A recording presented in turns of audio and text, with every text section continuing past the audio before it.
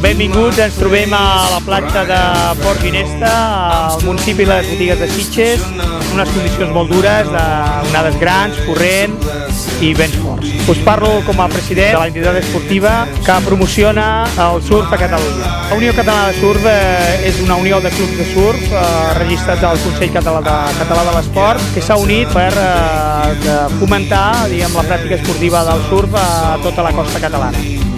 I've got so much time to take it easy now that I'm on my